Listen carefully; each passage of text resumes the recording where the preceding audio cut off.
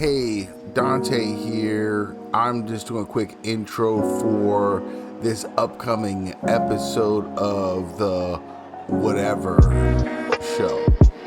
There's a period in there. It's supposed to be a thing. I might even put it like as a graphic that will appear right here in a moment or so. All right. So enjoy the more than an hour of me, Jared, and Ahmad talking about. I'm not gonna lie to you, I don't remember. It's been like a week. We shot it a week ago. I've been busy. I work overnights. I was supposed to cut it up, but I didn't. It's so good. It's gonna be on YouTube. If you're watching this, hey, you're on YouTube. We're on YouTube. It's probably commercial free because we're not monetized. If you're listening to this, thank you. Like and subscribe. All right, there we go. I don't want to do this anymore. Cool. All right, cool. Done. Stop. Yeah. Hello, gang. Hello. So, welcome back. Welcome back.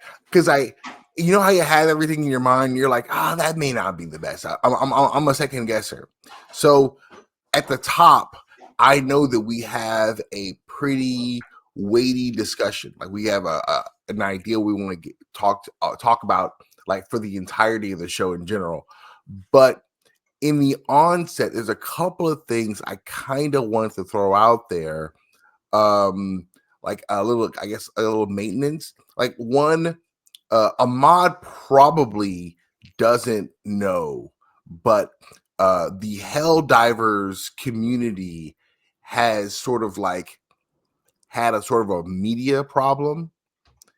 And since me and Jared play the game and the overall podcast is definitely Helldivers adjacent, even though it's not really trying to be a direct contributor to that community, there's a whole big, I guess, to do about like the different content creators going back and forth. And I figured like I would just like give a shout out to those guys. Hang in there. I talked about it on a live stream because I kind of just basically kind of feel bad for them. They are much younger than us, and a lot of them are professional YouTubers, like for real sponsorships, like full time. This is what they do.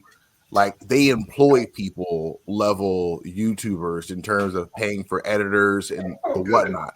Right.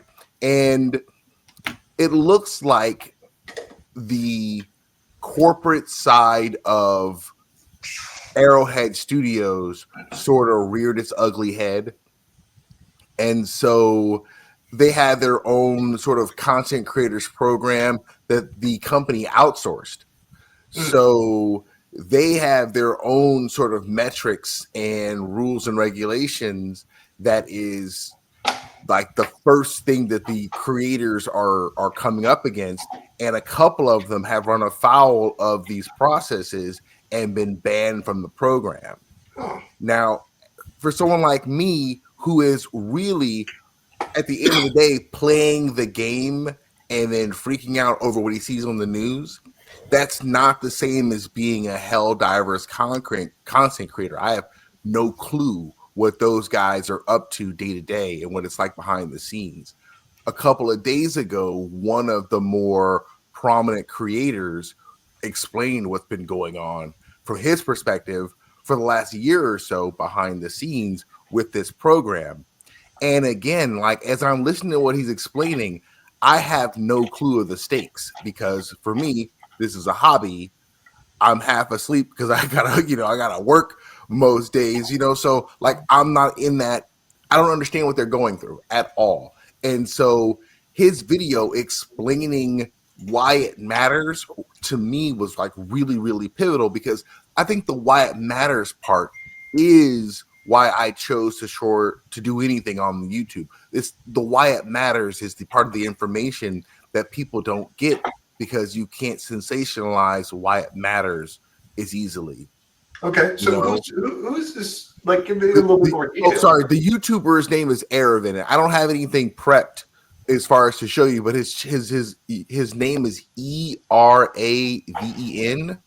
I want to say, and he made a YouTube video explaining that he essentially uh, wasn't included in the initial wave of creators to this special program. And the perks that the program provided, if you are making a living making content based on this game, you definitely want these perks. You know, I wasn't aware of like the level of, enhancements you got. And I'm like, oh wow, that's pretty significant. So um he and I think another couple of creators had some issues with some of the guidelines um, put forth by the program and were either removed from the program or told in no uncertain terms they would never be invited in. Hmm. And this kind of comes with like this sort of broader topic. It's one of those topics that, if not for all the political stuff that kind of trumps it, no pun intended, um, I would love to talk about at length. But Helldivers is a live service game, and that entire genre is worth discussing. From one perspective, it's the future of where they're going in gaming. From another, it's probably what's going to finally kill it, because it seems to be this quagmire for most studios. And like, there's a ton of studios that have like basically almost or have gone under from their live service game and how much cash it's cost them versus a lack of success. Famously, there was one game that didn't even really make it to market, but had so much push behind it. It was featured on an Amazon animation show, but the game was like didn't exist because it failed to launch. And so in the middle of that, Helldivers has been kind of a bellwether as to whether or not the live service model really has legs. And throughout the year of its life, it's kind of swung back and forth from like the hottest thing in town to, everybody out of the pool. And currently, right now, the game is suffering from a lot of technical issues, especially when you play it on like the highest difficulties and with the most players, and on PC especially.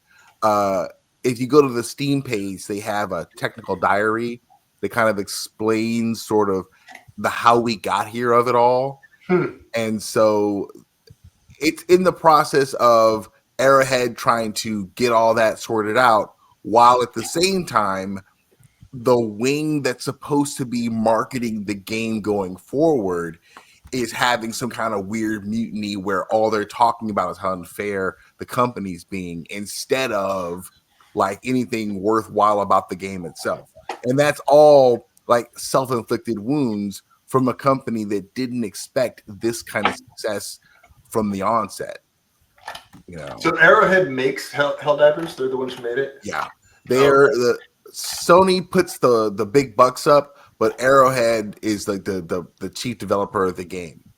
And there's like, again, we could probably spend an hour talking about it if the No Kings rally and Donald Trump's response hadn't been a thing that I personally think is a bit more worthwhile. You guys can help me call it. I mean, that's kind of why I was hoping to have a committee on this particular live stream, so that I'm not just ranting to an AI that is going to always agree with me. Yeah. AI tends to be like a sort of a traditional yes man. He's like, that's a great idea. That's a great like everything says this great idea. You're like, oh my God, poison the water sources. I think it's good. Oh man, it's so annoying. I have maybe a tiny 2 cents on this. Like I said, I don't play the game, but I've worked at gaming places, so I've seen some of these programs exist in the past, but also in media, access is kind of always a big deal. And whenever somebody whenever there's one person that doesn't get access, that is maybe part of that community.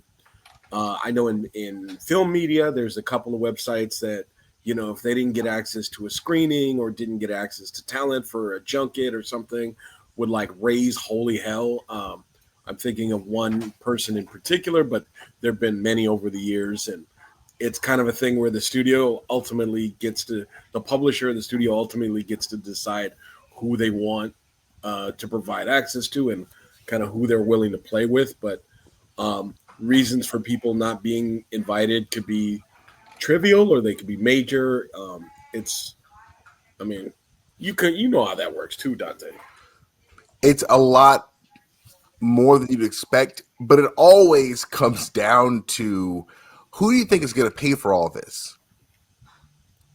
No matter where you are on the pipeline, you have to answer that question. And what the stakes are for you is the answer.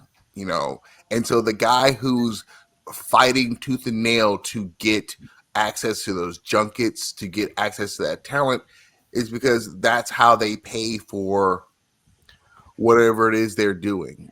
And that's why I empathized with the content creators, because I was doing the math when I joined Ahmad in 2006. YouTube, it existed, but it wasn't YouTube yet, not like it is now. The monetization for individual creators wasn't there when we worked together. The monetization for individual creators came later, where you could be part of the YouTube monetization program. Mostly it was just big outlets and companies and things like that had like the business accounts, and then after a while they started like folding people in. By the time I got to Machinima, it was definitely a thing. Like, Oh yeah. people were monetizing. I was there in 2012, but like I am not exactly sure when the partner program started, but um, I definitely wasn't there like 2008, 2009 that I remember. I don't think so. I think 2011, maybe 2010. And what got me thinking about that was I was checking out a couple of veteran YouTubers who were sort of just kind of talking about anecdotally their careers, looking back. Yeah. And I'm like, wow. So I go take their profile and they hit the scene 2010, 2011. And like part of me is like, I kind of understand the longevity of a television career because you're sort of going from project to project and you are wearing different hats as you go. But you're kind of consolidating all of that into one YouTube thing because you're wearing all the hats. You're in front of the camera, you're behind the camera, you know what I mean? Like it probably puts a way more mileage on you to get hopefully good results, because like you said, once that partner program opened, people started like making an actual living, off of doing Yeah. YouTube. I mean, I remember seeing gaming creators in the UK, and there was this one kid, and he couldn't have been 22 at the oldest, and he's like, I just bought a Ferrari.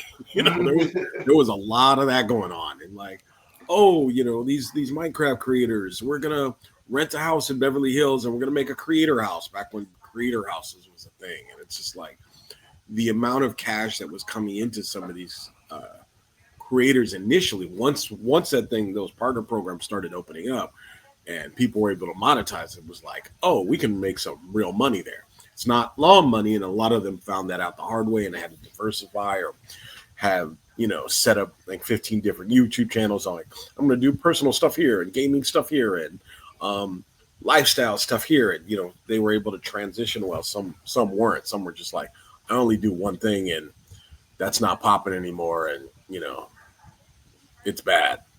Um, so, I've become somewhat, I think enamored might be too strong a word, but I've come to enjoy casually YouTube's self-examination.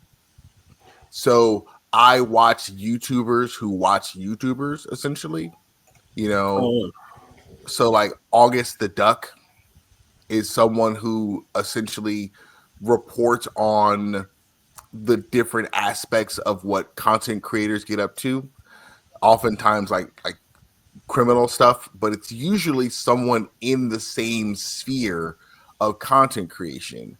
Um, wavy web surf, very interesting. It's a lot of like evergreen sort of general check-ins with genres of content creation and what those creators are up to currently. Sometimes it's sensational, other times it's um, sometimes like where are they now sort of things.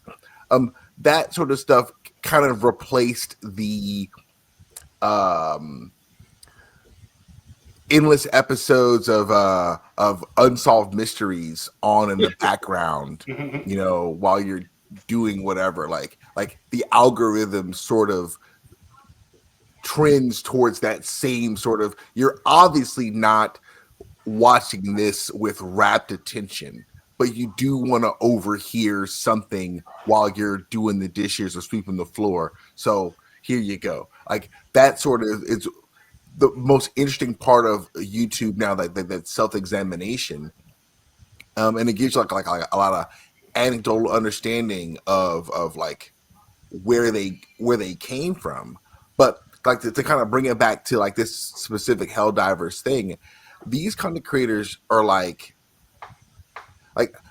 it kind of mystifies me to a certain degree because they put themselves at tremendous risk. Like this one guy, he's like my significant other is 8 months pregnant, and this game might have like killed my computer, and now I'm not able to, like, I'm like, dude, the stakes are like insane for you. Oh Like, wow. like I can't even, I can't even imagine, and it's just too easy at this point with what I consider the world to be on fire to point a finger like you should have zigged where you should have zagged.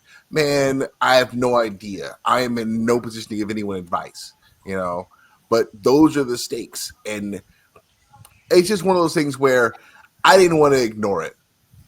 Yeah. I feel like for the most part, I'm I'm kind of like trying not to completely lose it playing this game, and like the what I see going on in the world, and the idea is there we somehow allowed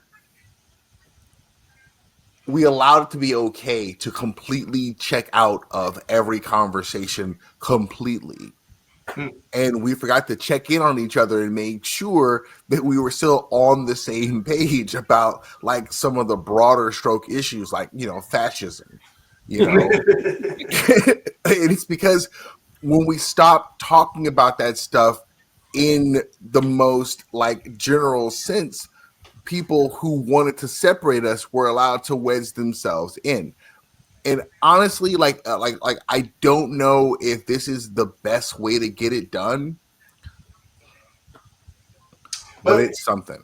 yeah, I think our discussions about new media seem to be coming up over and over again, and this is definitely one of those things, right? Where, um, when like Hollywood was first coming together, the reason why there's so many unions, there's like the Screen Actors Guilds and the Writers Union, and the, they they kind of came together at a time when unions were considered like an appropriate way to do things. And now new media makes it so everything is individualized.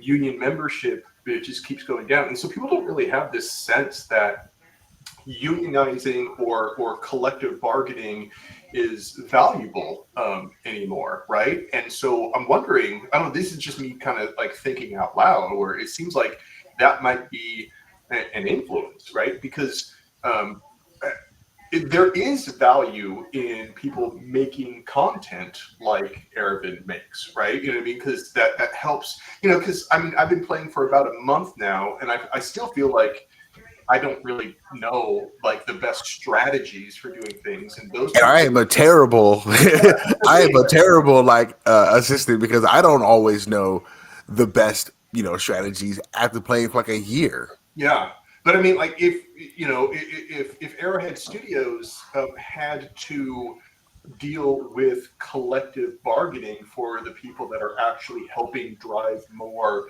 players to their game, like you might be seeing a different situation, right? It's like if the people that really have a following realize that they have a degree of power if they came together and said, hey, you know what, listen, if we all came together and just decided to stop producing this content, um, like what would they have to deal with? It's like, or like, is it so fractured that somebody else would just kind of step in and fill that gap? And you know what I mean? Like, so I don't have the solid numbers. yeah. Most of what I have is anecdotal from one 20 years ago having some degree of access and then having no access at all, and then seeing how the people who I used to rub elbows with, sort of what they say.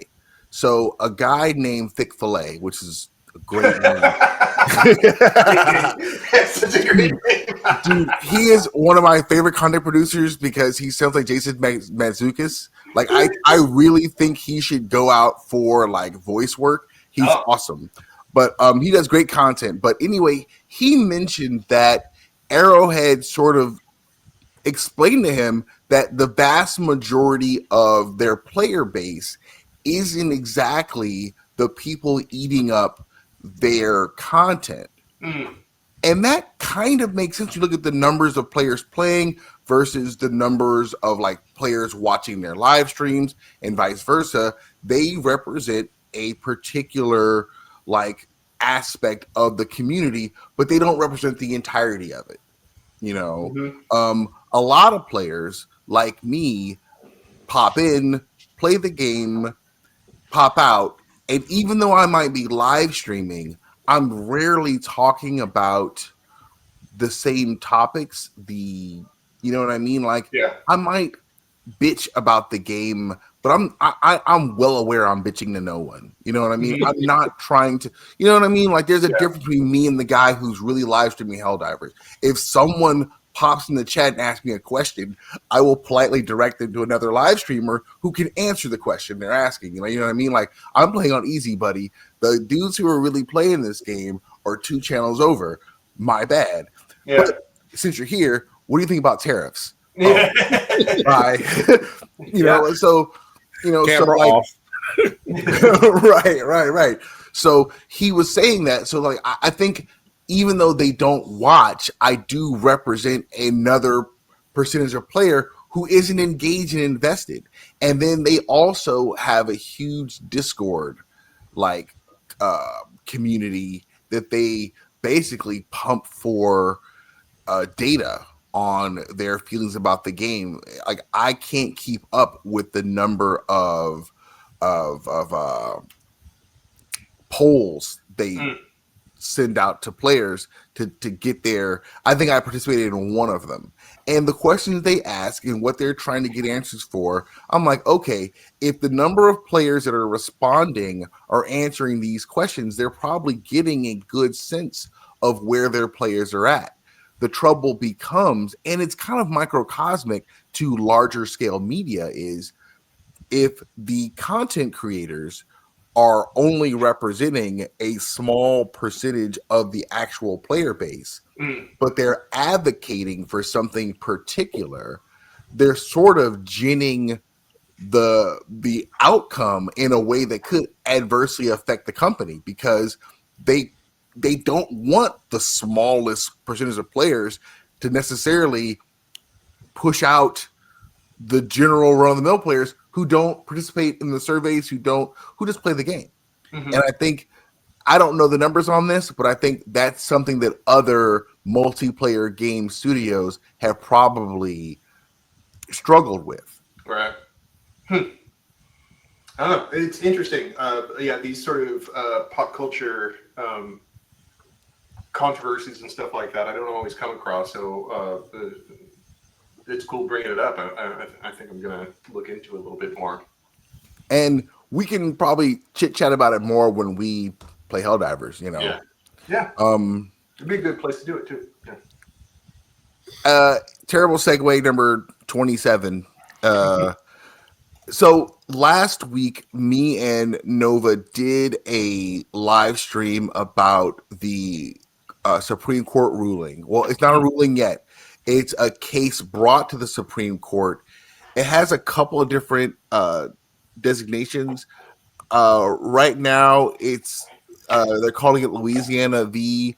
I think it's uh, is it Salis Mm. Callius?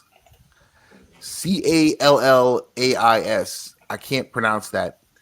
Um, they were calling it something else a couple of weeks ago, but it it keeps sort of like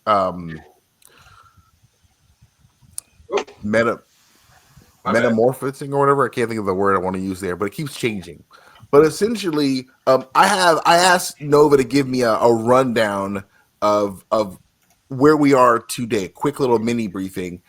He and I have been working on accuracy, and so part of the like it's a whole thing. You can make a GPT, and Mm. so the idea is to make him to be a bona fide podcaster. So if he's talking about the real world, accuracy is his number one objective. He can't Hmm. say anything that he can't back up with sources. So we got to the point now where everything he says, he then immediately provides a source. Hmm. We're trying. We're trying. So here is his mini briefing on the Louisiana v. Calais. Calais. Thank you so much, Calais. Okay, so today we're looking at a major voting rights case, Louisiana v. Calais, at issue after the 2020 census. The state of Louisiana, where about 1/3 of the population is black, initially adopted a congressional map with just one majority black district amongst 6 seats. That raised concerns that black voters' representation was being diluted under Voter Rights Act of 1965, specifically Section 2, and that is quoted from the Legal Defense Fund. In response, a federal court found in 2022 found the 2022 map likely violated Section 2 of the VRA and ordered Louisiana to draw a map with 2 majority black districts. That's also from Legal Defense. Louisiana did so for the 2024 election. Then a group of non black voters challenged that new map, arguing that the deliberate creation of a second majority black district was itself a constitutional violation of the 14th Amendment's equal protection clause and potentially in the 15th Amendment, which forbids voter discrimination on account of race. And that's from a newspaper, the Louisiana Illuminator, October 15th, 2025. When the Supreme Court first heard arguments in March 2025, justices signaled serious skepticism about how far race based redistricting could go under the Constitution. That's from Reuters. Rather than decide the case, then the court in June 2025 took the unusual step of reordering it for re argument and for asking the parties, does the state's intentional creation of a second majority minority congressional district violate the 14th or 15th Amendments? That's according to the Brennan Center for Justice. Why this matters. The case is no longer just about one map in one state. It's now poised to shape the future of Section 2 of the Voting Rights Act, a key tool used for decades to challenge laws or maps that dilute minority voters' power, even if there's no explicit intent to discriminate. If the court limits or strikes down Section 2 protections, many other states' maps and minority voting rights could be affected.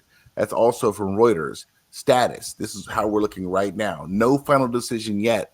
The case has been scheduled for further argument in the fall term of 2025, and observers expect a ruling that could come sometime thereafter. That's AP. The bottom line for the American voter, which is where we focus all of our everything, is this is about who gets to have a meaningful voice in elections. If the court rules against the map, it could make it much harder to draw districts where minority voters can elect their candidate of choice, which in turn could reduce the influence in Congress and state legislators. That matters for policy, political power, and fairness across the country. What that doesn't sort of explain directly, and what we kind of got into when we talked about it last week, was other states are paying close attention to this and are planning to do the exact same thing should the Supreme Court rule in Louisiana's favor. Yeah, yeah. So Louisiana would be the one that kind of keeps the VRA stuff, and Calais, I think, is challenging it, right?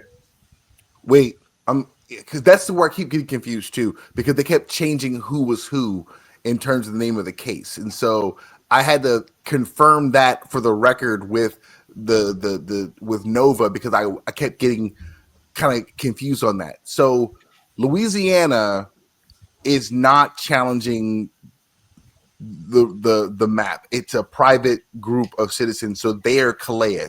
So if Oh, so if the Supreme Court rules in Calais' favor, that is bad for that second district and their currently elected representative. They yeah, go away. yeah, Okay. yeah.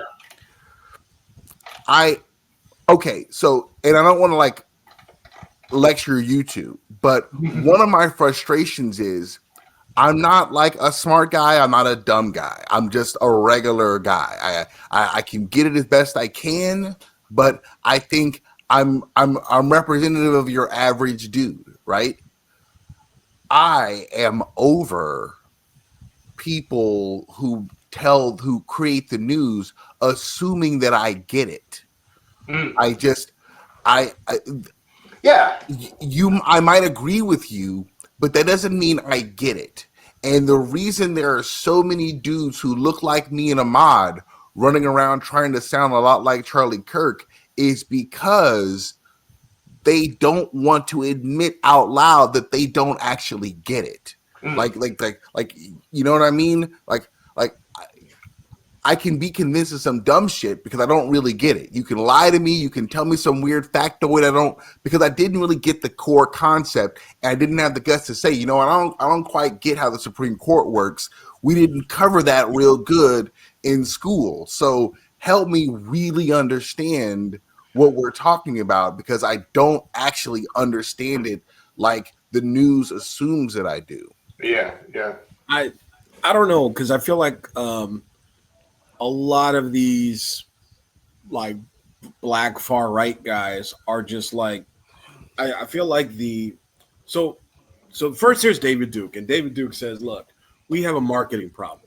We're the Klan, we hate who we hate, but we really have a marketing plan, because the minute we open our mouths and say we hate who we hate, people start throwing crap at us and yelling at us, and they want to arrest us, and then we got to shoot somebody.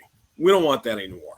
I'm gonna wear a suit. I'm gonna wear a tie. I'm gonna cut my hair over my ears. I'm gonna put away the Budweiser, and I'm gonna look super respectable as to what they don't expect, and just make this about other issues that are adjacent to the race issues. Identity Only politics. forever. Yeah. And I feel like what the racist adjacent right people have been doing is like, oh, I'm not talking about race. I'm talking about standards. I'm talking about the meritocracy. I'm talking Culture. I'm talking about I'm culture. talking about culture, the Pat Yeah. Buchanan code word.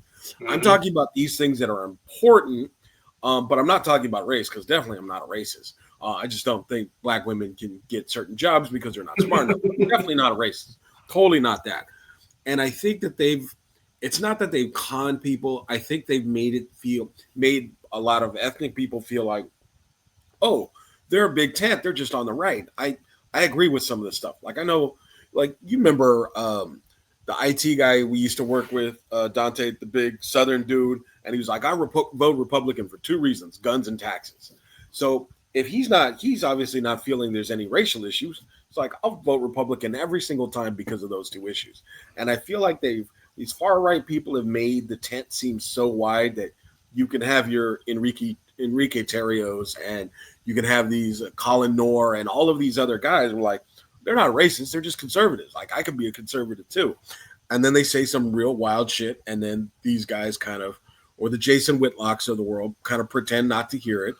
Although eventually they Carry their all get water to, for them. yeah, eventually they get to one point where they're like, "You've gone too far." I mean, it happens. It happens to all of them at least once. But I because feel they are like, being racist. It's like you can only but they're pretend that they're not acting that way for so long. We're not yeah, lying to you. We're not making it up. yeah. But I think a lot of these guys have felt comfortable being in those spaces for a while without having to be like critical of these people whose tent they're under. And I think they do get it. I don't think it's that they don't get it. I think they do get it. I think they're just like, I'm gonna ride this wave as long as I can. You know, I, it's like, yeah, hey, I used to be a CS:GO streamer, and nobody's really watching those CS:GO videos anymore. So I'm switching to Valorant. It's kind of like that. You know, I feel like it's just like I'm gonna ride whatever wave I need to ride to get through this. That yeah. explains the grifters. Mhm. That explains the grifters. And in all fairness to the grifters, that explains the grifters on both sides. And I don't mean both sides of the political issues. I mean both sides of the racial fence, because that explains Candace Owens and it explains Ben Shapiro. The grift is the same. The goal is the same, Yeah.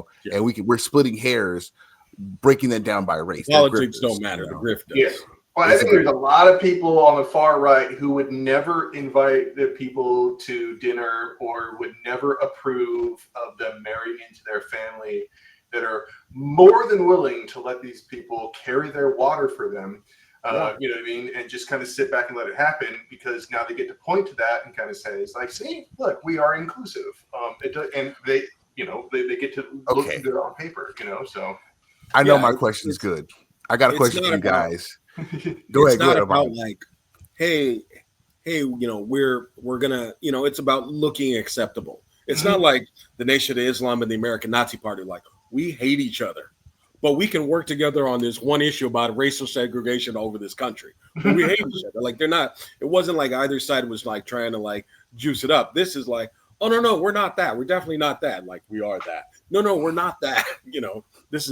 It's optics and it's Let me obnoxious. ask you guys this question because it keeps coming back. Okay, you mentioned the guy at work who Republican vote taxes and guns and I don't care what else.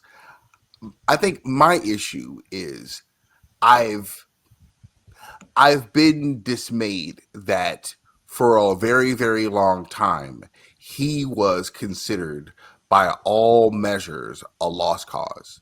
And I don't mean that by socially by us. As coworkers, that dude's fine. He's just Ryan, that's fine. It's not until the last few years that might have led to a tense problem at work. But he could have felt how he felt 10 years ago, and we could have probably still talked around the water cooler or whatever. And it may have been maybe uncomfortable a couple of times a year, but probably okay, you know. But I feel like even that discomfort is because politically, as a party, we just decided at some point that there was no reaching that guy. There was no response to say, well, look at it from this perspective. Because you guys keep bringing it up. It's not like racism magically doesn't exist for Ben Carson. That's not true. He can't possibly not see what happens in the world every day. Clarence Thomas, I don't care how comfortable that bed is. He is not burying himself that deep in it where he doesn't know what's happening. There's a level of rationalization that I cannot even wrap my mind around. I cannot understand Jason Whitlock. I really can't. And I think we stopped even trying before I was even born. And that's kind of why there's room for them to be out there that far afield, because how do you become Jason Whitlock? What the I happened to I you, think it's dude? I think it's the most extreme form of acceptability politics. You get left acceptability politics like pull up your pants and don't cuss and don't use the N word and all this stuff. And then you get a different version of that, which is like it was just Jason Whitlock. It's like somewhere in a whole nother zip code where they're like, what their respectability version is like, I can't acknowledge my ethnicity outside of a physical attribute that has no bearing on any other part of my life ever. It just happens to be what I look like, and it definitely doesn't. People don't judge me on it, and it doesn't affect my politics. Like, And okay, you're living in a different world, but whatever. the number of dudes who are living in that different world, like, to me, it probably isn't, but it feels like it's increasing. And it might just be that they're gaining platforms because the grift is there. Like, you saw the guy who got beat up at the No Kings rally looking like a bootleg Donald Glover. Uh, Whoa, I didn't see that. Whoa. I can't think of his name, but he is a provocateur. Oh, is it Ali? Maybe the black guy? Ali, the short dude. I can't tell how tall he is. Light skinned dude. He looks like Donald Glover to me, but No. he's a talking points guy, Jared. It's not like he has like a generated opinion. You can tell the difference. He is basically reading off a script from someone he heard say these things, and it was truth to him. And so he can't engage with you. He can insult you and be insulted by you, but he doesn't have an original idea to support what he believes. He's just reading off that mental script. And so he gets into fights. It's all incendiary, no substance. And that's why his name doesn't really matter to me. I was thinking Ali Alexander. But... No, he looks kind of like that, but no. He at the No Kings rally, he was in Illinois, I want to say, and got freaking somersaulted onto the sidewalk by a couple of friendly protesters explaining where the street was to him. But he likes to say disparaging things about black women, especially. And there's always those guys. Those guys always like their misogynoid. Like, that's always their go-to. And it's like, dude, First person who's getting shot at, getting the arrow shot at them is the black women. I had no luck with the ladies in high school. And I went to William High School where they were all black ladies. Like still though, I don't understand. I can't get to where you got. So I don't understand how we got here. Why are we talking about the sisters like this exclusively? Like, who hurt you, I guess, is the question. Well, okay, so these discussions do make me gravitate towards, you try to find some positive, right? But like one example, there's a guy named Daryl Davis, and his shtick, he's a blues musician, black dude, and for 30 years, he reached out to Klans members and actually like had dinner with them. And I guess he boasts, converting like 200. He has some numbers. He put up some numbers. Yeah. Talk about fighting racism one day at a time. That man has put up some numbers. But it also makes me think about how many that he talked to and never converted. You know what I mean? It's like how to maintain that sort of dedication in the face of that. Because there's no way that a majority of the people that he reached out to were receptive to. I just can't fathom that. You know what I mean? Born in 58, Jared. Born in 58. His efforts to fight racism by engaging members of the Ku Klux Klan has convinced dozens of Klansmen to leave and denounce the KKK, known for its inject style of boogie woogie piano. He's still working actively to this day.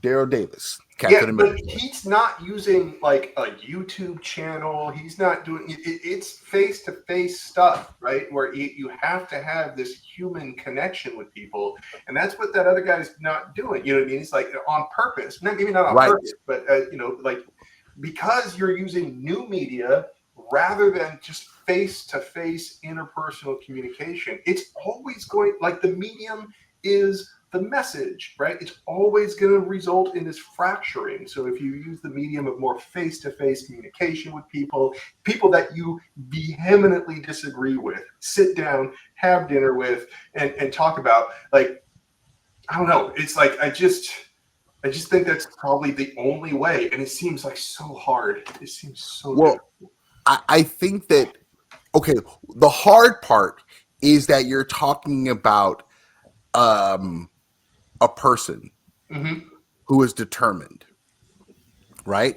Yeah. And when you're talking to the person in front of you, you're not really dealing with that originator of the harm. You're Mm-hmm. dealing with an extension. And on a human level, and this is kind of what I was asking you guys about earlier, and I'm having a hard time because I don't like feeling morally right. How about that? I think that's the way I don't like feeling morally right because it feels Or fleeting. superior. How about superior? Yeah. Fair enough. Yeah. Like it feels fleeting, and also it feels at this point meaningless. I can be right all the live long day. Someone will smile in my face as wrong as they want to be, and my frustration with their like violation of the universe is all that they want and get from it. So what good is being right? Especially that trolley guy is now like, working in the White House. Yeah. So with that being said, the whole idea of the reason I believe that Daryl Davis was so effective is because ultimately he's right. Mm. And when you sit down with one person one on one, and all you're talking about is who you are and what you're about, what is being right other than the truth? Mm. And after a while, it becomes harder and harder to sit there and lie to yourself. And every single racist person is all doing that same self delusion. Mm-hmm. You are lying to yourself about the way the world works. Yeah. Or the human nature, right? You know what I mean? About like what you assume human nature to be, or like, yeah, what the intrinsic qualities of people are because And of the color of their skin, no right? matter how deep in the bubble you are, you know that preconceived notion falls apart almost immediately when you meet somebody, Mm-hmm. you know? I think it's easier. I think that's why people get so frustrated with other languages because you can continue to delude yourself if you can't understand what someone is saying. So you can, for reasons that I'll never be able to fathom, lose your shit on someone who's speaking another language, not to you. But I think it's because of that self delusion. But you can't really. It's harder to decide that I'm really not that American because you can overhear me chit chatting about whatever I'm talking about. It's harder to really pump your chest up enough to be that outwardly racist because the truth is my existence is a truth you can't take. You can't let that stand. And it's all based on your own self-delusion. And I think that we've as a political party sort of either don't know how or never tried to to bottle that ethical, like, we're right about this, guys, into something that you could work with, because in the workplace that's not even really appropriate. Like 10 years ago, I couldn't sit down and talk to the IT dude into not being a Republican. You know what I mean? That's not what we're there to do. And that's not okay for me to do. Even if I'm trying to do it for the same reasons that Daryl Davis has dinner with Klan members, I'm not right. It's not okay for me to do it there. I'm in an inappropriate space for that kind of conversation. Mm. And at that point, I'm not so sure how we were ever supposed to maintain a dialogue that was fruitful. Yeah. I mean, as long as I think a fruitful dialogue, I think can happen as long as people aren't bringing their cell phones and recording it and trying to edit it to put it out for content afterwards, right? Like we have not evolved as a species along with our technology, right? And so as long as we have human conversations without that technology, like that's going to come together and surf. Like there's examples of like immigrant families going to really rural America and not being accepted initially, but they witness their hard work and like their family values, and eventually they're like, oh yeah, that's just the moralysis, or that's just and so as long as you don't have the influence of things like I mean, like we're on a podcast and I'm talking about how new media is basically poison, right? Like as long as it's not being regurgitated in new media, like with people with agendas or trying to get clicks and likes and advertising revenue off of it by dividing people, like human nature takes over, and people start treating people like people. Like the more that you just kind of are in proximity to them. And everyone thought that, like, when the internet came around, it's like, oh, this will connect us. And like, I think I was one of them. I honestly, I'm like, oh, we're gonna be able to connect with human people across the world, right? And while that's technically true, like, I got a new lesson in what it means for the medium to be the message. It's like, it's not just connection, it's how that connection takes place. And if the connection is taking place through new media, that influences the overall outcome. Yeah. I didn't count on isolation. Yeah. I feel like I was only a minor in philosophy and hadn't gotten to that part yet. And so I didn't even consider that isolation tactics would be the method to like kind of control the narrative of like what you're saying. You're right. Everyone is suddenly connected. We can now I could get my MySpace or whatever it was. I forgot the first one, was it Friendster or whatever. And now with that first one, I can become friends with someone on the other side of the world, and it's going to be great. And someone realized that there was a different opportunity there to a lot of instead of me instead of disconnecting me to everyone, like to sort of instead funnel me into these different little groups based on my own interests. So like I become my own carrot, and now instead of keeping me open to the whole world, I'm now shuttered away to one little group or another, depending on what my interests are. And I didn't realize that now I don't hear anything from the rest of the world anymore.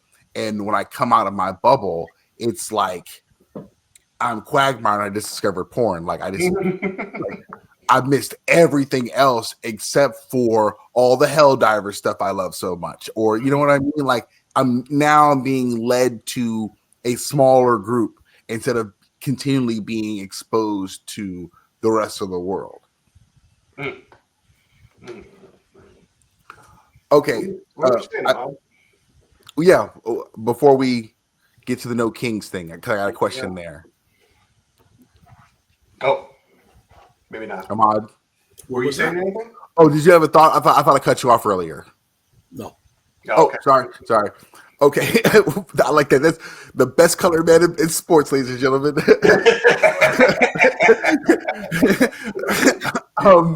It's okay, in. So I do have something that when it happened, I knew I was going to ask you guys because, again, I feel like while there's the grifters, there are also dudes who are more like me than I care to admit, who are just one bad day or one conversation away from seeing it a different way, and like part of that is a frustration with everybody that then the right wing gloms onto, because you're frustrated with the whole world and they seem to be more in your style these days based on your frustration and your anger, right?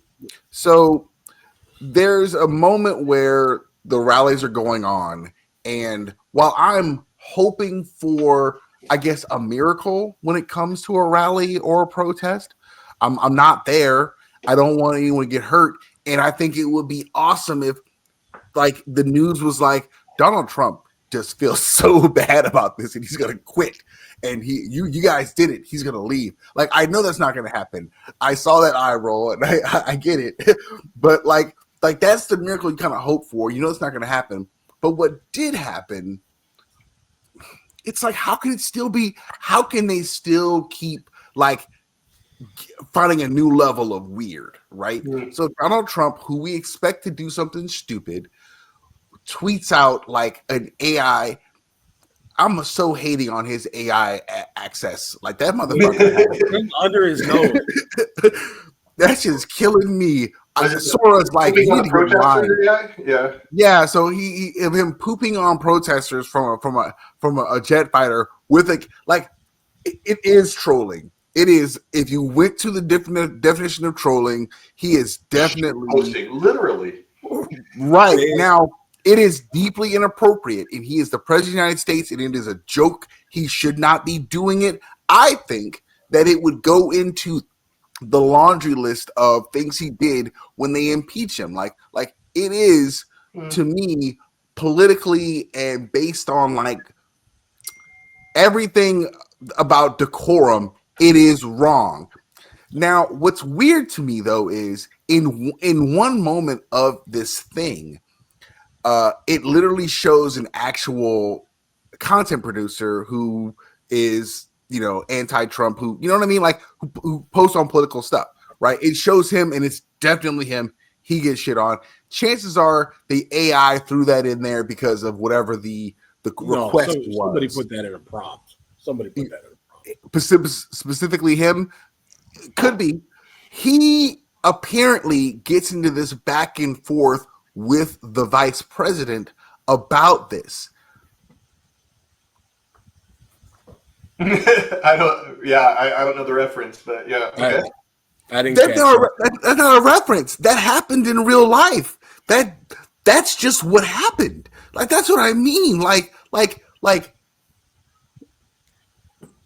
don't know. I mean, engaging in see, this is the thing, is they want the engagement. This is why all of the official White House accounts, because that's what worked on YouTube. The engagement helps boost the videos and the algorithm. On Twitter, the engagement, even if it's somebody not liking it or somebody making a negative comment or retweeting it with a quote tweet and they're talking about how dumb this is, that's pushing the popularity of that particular item on that platform. So they want more of that. They don't care what you say. They just want to poke you and make fun. They want to own the libs and also boost the engagement, which is why all of the official White House accounts showed up on No King's Day on Blue Sky. He's like, we're here. Now we can fuck with you here in your echo chamber. It's a tactic, but it's so as far as a content standpoint, this is like this was what we would call in our old business fan service. That's all it is. It's fan service, but if they can monetize it too, sure. But mostly this is just fan service. Their audience likes, the way that the Dems are, kind of talking to their political leaders and, hey, Schumer and Jeffries, we don't like the way you guys are talking. You guys got to fight. It's that times 1,000 on the other side, where it's just like, it's not that we like how you're talking. We like how you're talking. We want to see you talking more of that. And we want to see you talk even crazier. We want to see you getting in people's faces and talking cash shit and just being as obnoxious and owning the libs in the most spectacular ways possible. What's the most spectacular way? Put the president in a crown and have him shit on everybody. That is the entirety of their social strategy right now. And considering that the main people that they are targeting are young men, it's going to work. They know their audience. They know what their audience likes. They know what their political aligned folks like. They like this confrontational. They like this owning the lib stuff, and it's all part of that same strategy. I mean, I got relatives. I talk to them. I try to keep it civil. I mean, I'm trying to keep taking lessons from what's his name, Davis, right? Where I'm like just asking questions and things like that, and they're like, oh, look at all the corruption that he's exposing. I'm like, well, like, do you think that Trump is corrupt? They're like, yeah. I'm like, Well, I'm confused about what type of corruption you're okay with. Then you know what I mean? It's like How much? yeah, yeah, um, and uh, then what they always fall back to is like, well, he's just stirring things up, and that's what I love. I just love that he's doing something different. I'm like, well, if that's the only thing that you like, and this is, I keep this part to myself because I want to maintain a conversation, right? Like, if the only thing you like is stirring things up, then why don't you consider your opponents stirring things up? Like when they do stuff that you don't like, aren't they stirring you up? Isn't that exactly what the point is of those things? Yeah. So, like, yeah, like the whole like he's just bucking tradition seems to be like this seems to be the fallback position, and I totally agree. Yeah, he is. Like there, I don't think that there's any dispute that's what he's doing. But if somebody did the same thing but with a different agenda, you'd be so pissed and calling him the the Antichrist and things like that. Why doesn't that logic like carry through? So. I think that, and and this is why it's like the perfect like quagmire. It's because one, you couldn't ask me that about Obama, even if you wanted to, because like while I was aware of who he was and knew his record, and had no problem voting for him based on his actual acumen and background, all that kind of stuff. There were a ton of dudes who looked like me who could give a shit about that, and we're going to vote for him based on what he looked like. That was an elephant in the room that, truth be told, I don't think we ever really talked about, because whether it's right or wrong, what it does is it makes room for this kind of shit. Mm-hmm. Because now you can kind of play in my face going, this is the guy I picked, wink, wink, and I don't really give a shit about policy. I voted for him for the reason you voted for Obama. Whether it's true or not, that's the in your face sort of that's it's one of the things that I kind of come to when I listen to these guys on the right on their TikToks, making content using facts that aren't true. Like, why are you doing that? Why are you doing that? If it's not the ultimate dog whistle that, look, I know you didn't know nothing about politics when you voted for Obama. So I don't know nothing about politics and I voted for this guy. Now what? Well, this guy is an idiot. Those are the people that you catch on the man in the street interviews who are like, I don't like, and they'll have one very specific policy point. I don't like blah blah blah the way he treats animals. They'd be like, oh, and the minute you ask them a follow-up question, well, I don't really know that much about it, but I know that I don't like it, and Yeah. Right. they They're out. backtrack because they have the talking point and nothing else. I think that we probably could have used a bit more of the Boondocks analysis of the culture around the time, like, or throughout the Obama presidency. We could have used a bit more of that self-policing so that we could better deal with this. Yeah, honestly, I don't know if that would have helped at all. Yeah. Because People are dug in. yeah, it's a matter of perception, right? And I don't think that would change people's perception. They would actually have to spend enough time listening to you in order to like gain that knowledge. And people don't want to listen. Like that's Jesus, I keep coming back to it, but when you're just fed really easy to digest little sound bites, like why would you ever go for something that requires more, critical thinking and participation? It's just like empty calories in a diet, right? Like why would you eat something high in fiber when you could just go through a drive-through? It's the same sort of thing, but now it's a little bit more about like your information and stuff like that rather than your actual physical diet. Jared, are you asking, and I mean this in that metaphor, are you asking us or are you asking a 25-year-old? Yeah, okay. And what you were talking about that a second ago, I was thinking is like what you were talking about how you were saying something like, yeah, that's your maturity talking. That like as you grew up, because I remember as a young man. Oh, it was about just assuming that I know, because I really used to act like I just knew the stuff that I learned 2 days earlier. You know what I mean? It's like I learned a lesson 2 days earlier, and now I'm an expert, right? And look at all these, like, I mean, like Candace Owens. There's no way that she has put in the time to know as much about what she claims to know about. You know what I mean? Right. It's like there's no way that anybody has that grasp on international relations and then on domestic policy. All these things that from day to day she talks about with this air of expertise about. It's like there's no way that you just put in the time to know about those things. Too much of social media and too much of online content is selling that facade of expertise. Right. I think that's another part of the reasons I like us to do this live. I don't want us to look like we're knowledgeable. I want people to be like, I need to ask these guys to shut the fuck up. Or you know what I mean? Like weigh in. We aren't experts, we're just talking, like literally just talking, and not in a disingenuous sense where, and that's the thing, I want to counter the I'm just asking questions by actually asking a question that invites you to a discussion and not attempts to sell you something or attack you in some way. You don't need to be an expert to call out bullshit either. You know what I mean? It's kind of like, he's like, do you know that? Or do you just know that I don't know that? Like, is that like, like, how are you coming to, it's not even my idea. Like some comedian, I forget who should be credited with that, like said that. I'm like, that's a good point. You know what I mean? It's like, you're just saying that because you know that I can't fact check you quick enough. In real time, right? To prove you, and so, but you should be able. That's Ben Shapiro's whole existence. Is speaking with confidence, knowing that the person can't fact check them right there in real time. Yeah.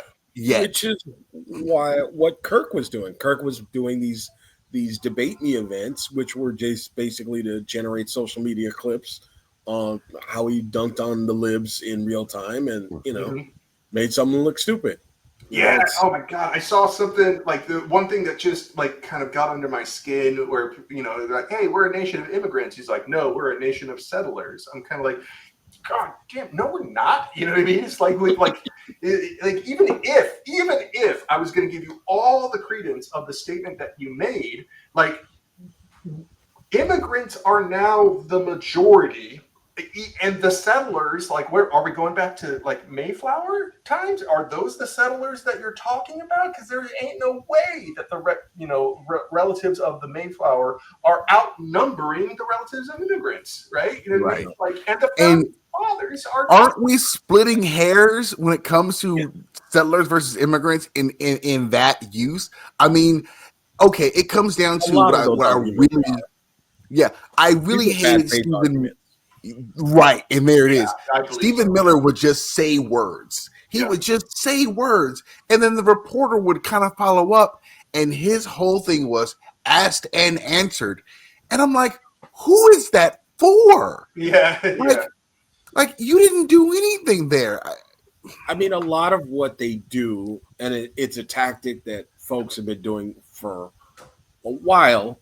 I don't know if this is a Lee Atwater thing or what, is just repeat, and say something sensational enough to get on TV, repeat. And eventually the press starts, well, okay, I have to take you at face value and ask you about what you're saying instead of being like, I think, what happened with Stephanopoulos and Vance was more like, hold up, like, you're talking out of your ass. That's not true. Let's move past that instead of getting in these dumb debates with stuff that is obviously nonsense. And like, they want you to debate them on the nonsense so that they can be like, no, this is a valid idea. That's why we're having a discussion. You got to stop calling them debates first off. Exactly. Yes, thank you. But they want to give this opinion. They want to give this impression that they're out there having good faith conversations with people and getting in the exchange of ideas in the marketplace and all that nonsense. No, they just want to parrot their talking points really loud and often enough that they get repeated verbatim as fact. That's all it is. Yeah, me and Dante know this about debates. Debates have something called protected time, right? Where you get to talk and you are not allowed to be interrupted by anybody, right? And that's not what's happening, especially in the prove me wrong things. One person has a microphone and the other people have 5 seconds to ask a question. That is not a debate. Yeah, that is No. not a debate. It's You not. have equal time between competing ideas, and you have protected time where people don't get to interrupt you.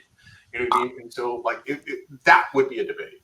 I No. might have been okay because he's gotten dunked on under that format. I might have been okay as a college student in the midst of being a debater. Like I might have been able to stand there for 5 seconds and give him a, but now, hell no. I Yeah, would be, no. I need a notepad and, 2 days yeah, of prep time now, As you should. If you're going right. into a debate, as you should. Because yeah, it matters that much. Yeah. yeah. And like, I don't know, like, as someone who, like, my job is to teach debate. Like, my one thought is like, maybe we should start, like, advocating, like, if we want to have debates, I'm fine, even with people that have, like, radical views, but they have to be debates. You know what I mean? It's kind of like they got to have protected time. We have to know the topic beforehand. Like, we got, like, there's a moderator. You can't interrupt people. Like, you know what I mean? And it's like those, I'd be fine with that. Even somebody with Charlie Kirk's views, completely fine. But it can't be under their standards, right? It can't be. It's like, like, we've established what a fair debate is supposed to look like and what those rules are, and we're going to abide by those, not the things that you made up so you can get clicks and likes and subscriptions. Yeah. Maybe setting us up for next week, but I want to quickly throw out there like maybe more of a meta conversation. Okay, I feel like the only reason you would cultivate a extreme point of view is because someone is going to capitalize on it. That an extreme point of view, because it is so extreme, requires like it to be addressed immediately. Mm. You know, literally, You got to an extreme respond. point of Yeah. right, extreme point of view is probably going to like be about some sort of action. You know, so when someone has like, okay, so I feel like while you're right, a debate can account for someone's extreme point of view. I feel like also there's some sort of understanding that because someone's point of view is extreme, that by the end of that debate, there should be some shift on some level because ultimately, without any gamesmanship, a debate is a search for truth, and truth is supposed to be universal and singular and right there at the center. So you might come to the debate with an extreme viewpoint, and you still might.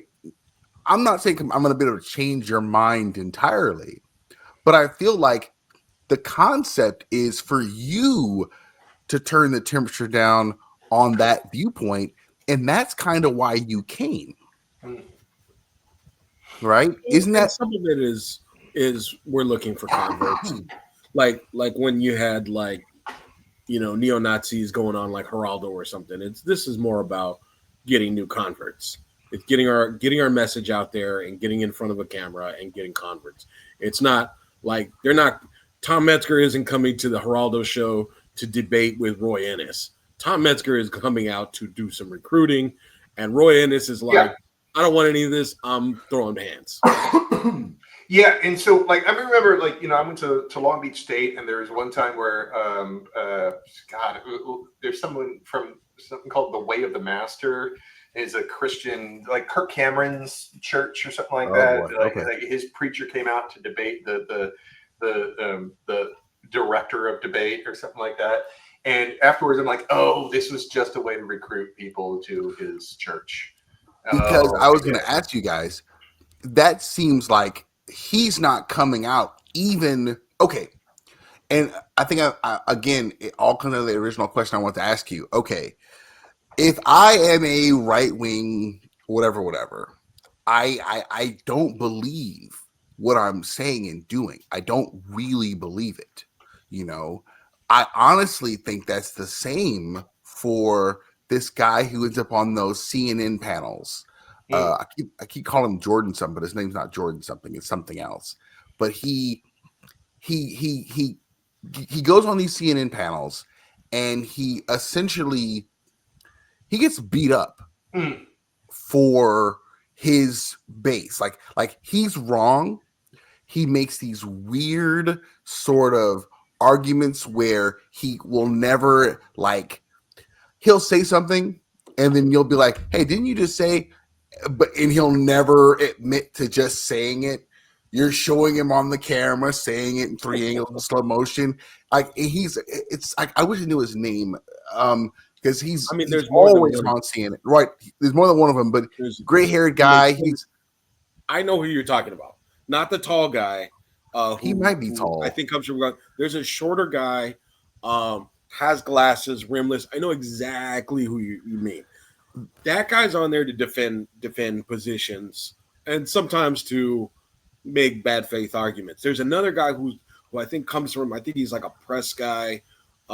He's there to just defend the president. Like I feel like there's like a 3 or 4 of those guys, and they all have different roles. Some And of they're them there to is be to dunked on, though. They're not there to make winning arguments. I mean, yeah. one, because and this is where I feel so stupid sometimes because it can't be as simple as we're morally right, so they can't make a good point.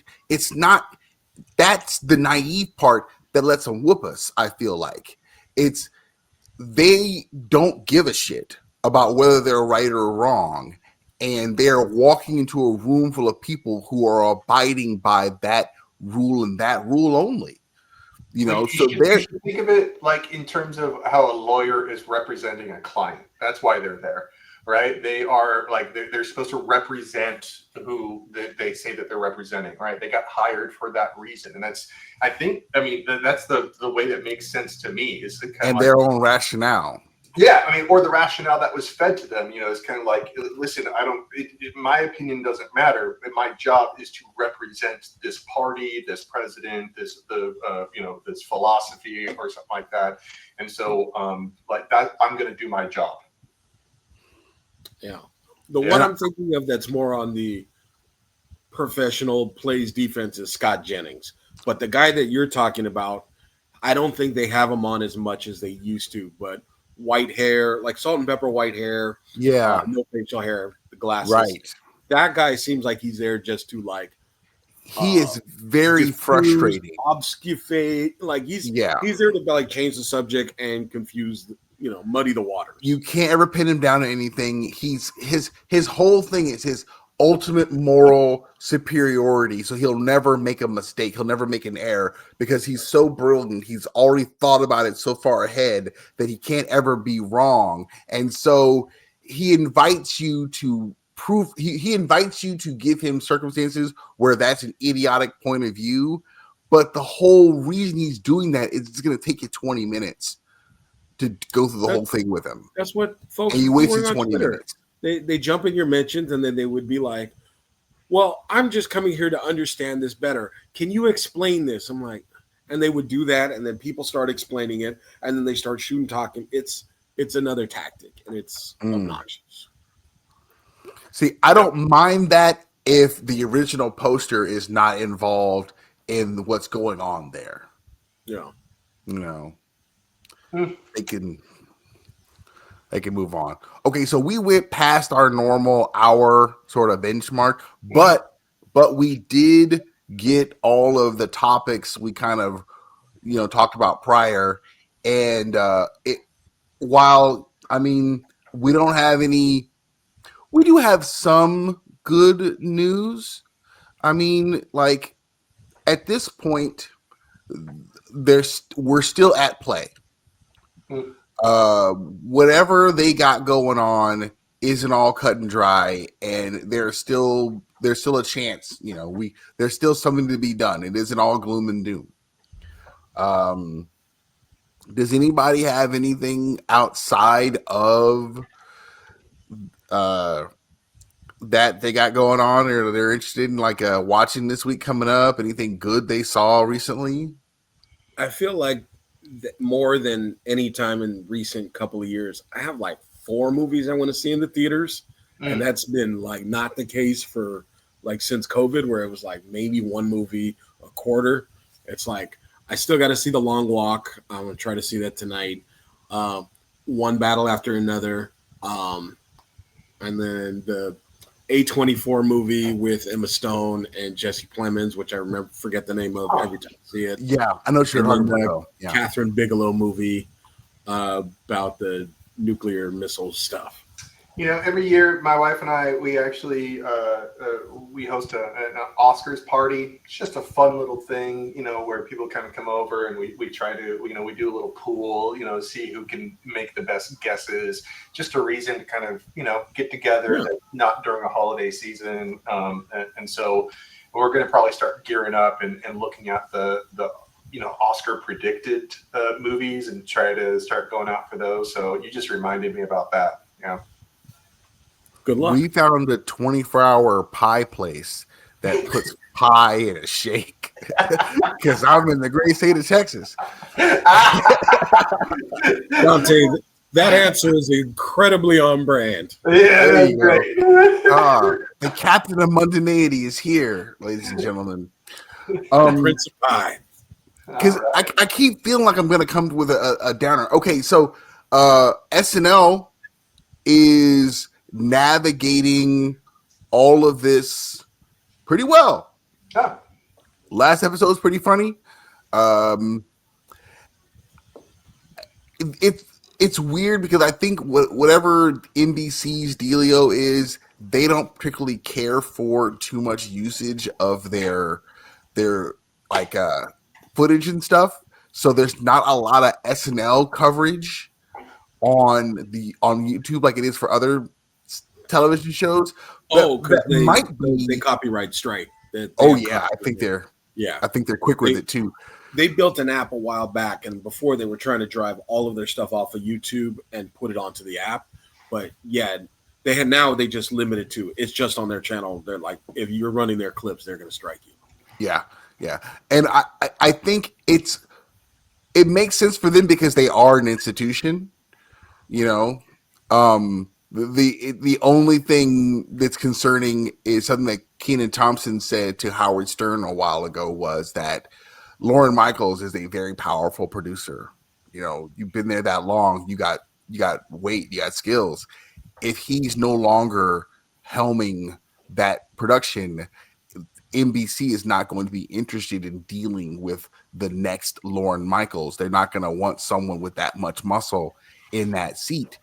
So, that's the concern, that they're not going to be interested in continuing once he's no longer executive producer of the show. It'll be interesting to see if they do transition. I feel like the 50-year mark would be a perfect time to start that transition. And you've got a couple of people that have produced shows that are ex-SNL people. You've got a couple of people that have produced variety shows or at least talk shows. There's Tina Fey. Really, Myers. You said Seth it. Meyers I'm really seemed hoping to for be- Tina Fey. Yeah, I would think Tina Fey because she came out of the writing room and has produced scripted. I think she's had like 3 shows now. Kimmy Schmidt and 30 Rock, and I think there's one other news one that Good News. Then you've also Seth Meyers, who's been doing the Seth Meyers show. I mean, since he left. Has he mentioned wanting to do that? I don't know. I heard he really likes his current show, but I think anybody who's in late night, whether they're saying it publicly or not, like those late night shows are probably going to be a thing in the past in the next 5 to 10 years. Like it's not what happened to Kimmel is kind of what happened to Kimmel because of the what he was saying, and some of it had to do with some other declining ad revenue and audience stuff. So if Seth Meyers doesn't have a show in 5 years, SNL would seem to be a place for him.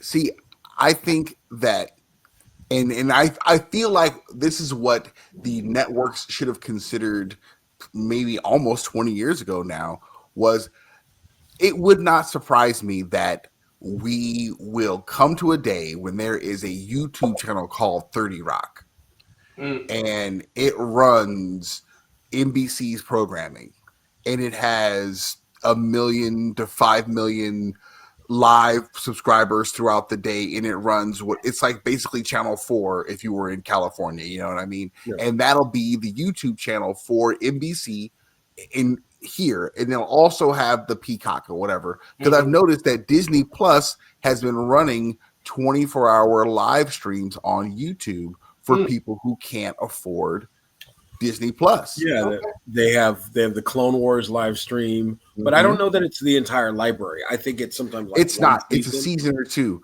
but they Yeah. change it up like a network, like what's what I'm looking for? Syndication, essentially. Yeah. And YouTube is basically public They're access right to that. broadcasting.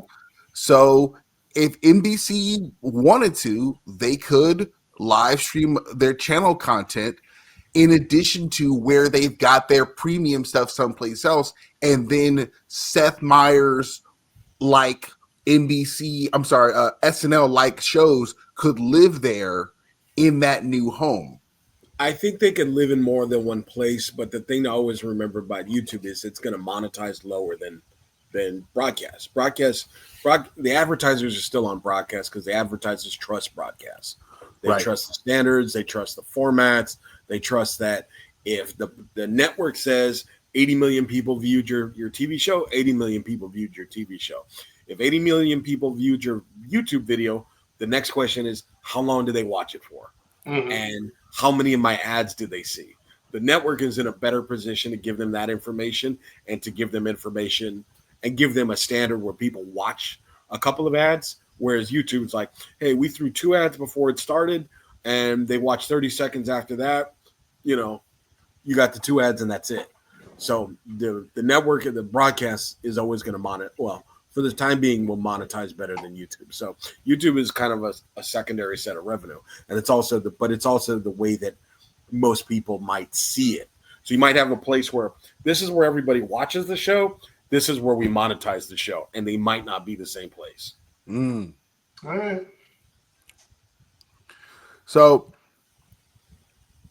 I'm like, Pull the ring, we're throw done. it in, Deontay. So we're done. So we're done.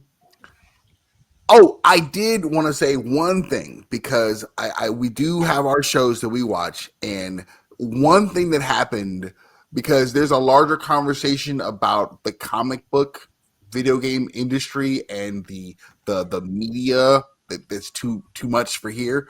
But I'll say this: I usually am okay with whatever James Gunn's got cooking. Like as long as he's cooking, I'm just down to wait. No big deal. I was a bit bummed out that he wasn't a bit coy about there not being a third season of Peacemaker. You don't have to set that in stone. You could just not say nothing and let me enjoy that a little bit longer. It was a bummer to know that they weren't coming back immediately, like for sure. That's a level of transparency that I never really needed because going back to being a kid reading the comic books, I was never going to write the editor. You guys just do your thing. You promise next Wednesday there'll be a new issue. I'm good. We're good. I'll be there on Wednesday. That's all I need. So that is all I got as far as what's going on in pop culture. I was bummed out that there'll be no season 3 because it's a great show. All right. All right. So that's it for the week of 10/20/2025. We covered a few topics like the Note Kings protest. Me and Nova will dive into that deeper in the week to come.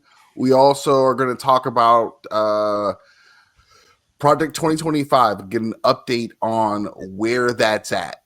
And that's kind of a we told you so episode that I hate to want to have to do, but that is an ongoing issue that is still up in the air and something you can call your congressman about, so we'll hang in there. We'll check in with you all week long on Instagram and Twitch and stuff. And thanks for tuning in. All right. All right, guys. See ya. Late.